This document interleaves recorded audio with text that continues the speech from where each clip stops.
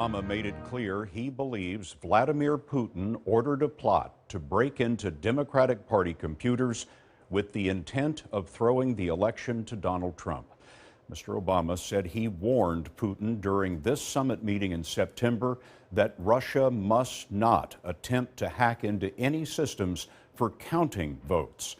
But Mr. Obama said there is no evidence that they did that. But in a news conference, the president said the Russians did hack into the Democratic National Committee and the emails of Hillary Clinton's campaign chairman. He suggested that Mr. Trump and Republicans aided the Russian plot by embracing the embarrassing leaks that dominated the media before Election Day. Margaret Brennan is at the White House.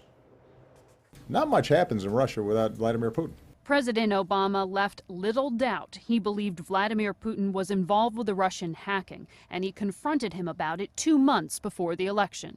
In early September, when I saw President Putin in China, I felt that the most effective way to ensure that that didn't happen was to talk to him directly and tell him to cut it out. There were going to be some serious consequences if he didn't.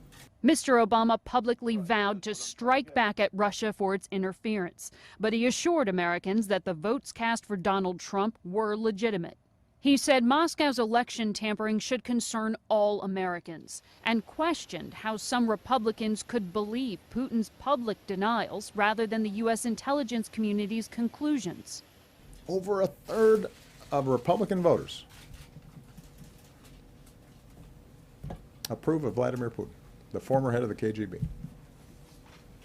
Ronald Reagan would roll over in his grave.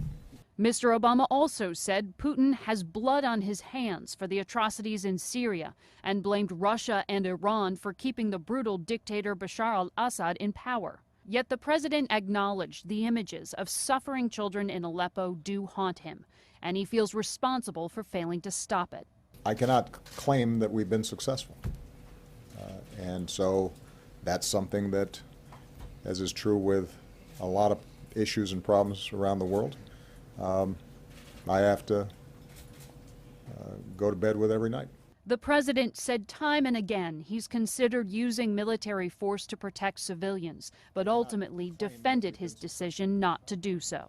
Unless we were all in and willing to take over Syria, we were going to have problems. And that everything else was tempting because we wanted to do something and it sounded like the right thing to do, but it was going to be impossible to do this on the cheap. As the president left the podium, he was asked if this was his very last news conference. He paused, said he'd have to think about it, and said he really enjoyed today's session. Scott. Margaret Brennan for us. Margaret, thank you.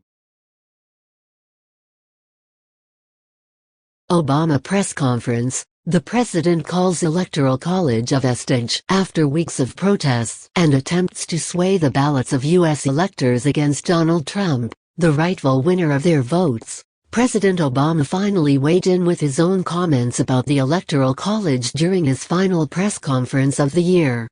President Obama on Russian hacks, Syria and more. Play video. President Obama on Russian hacks, Syria and more, calling the Electoral College a vestige and a carryover from the time of the Founding Fathers. Mr. Obama acknowledged that the system put a lot of premium on states. There are some structures in our political system as envisioned by the founders that sometimes are going to disadvantage Democrats, he said. But the truth of the matter is that if we have a strong message, if we're speaking to what the American people care about, typically the popular vote and the Electoral College vote will align. But on the recent upswing in Democratic calls to abolish the electoral vote and move towards a strict popular vote to decide the president, Mr. Obama cautioned his party against blaming the Electoral College entirely.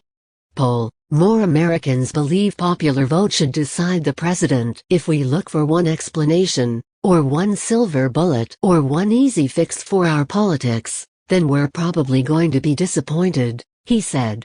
There's just a lot of factors in what's happened, not just over the last few months, but over the last decade that's made both politics and governance more challenging. Pressed on whether he would allow electors to receive an intelligence briefing on Russian hacking into the U.S. election, an idea supported by the Clinton campaign, Mr. Obama seemed to shoot down the possibility. "It is not my job to decide my successor," he said.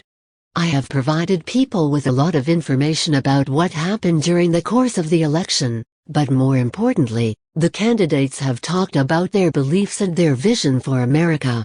The response comes just as electors are slated to meet next week to officially cast their ballots for the presidency.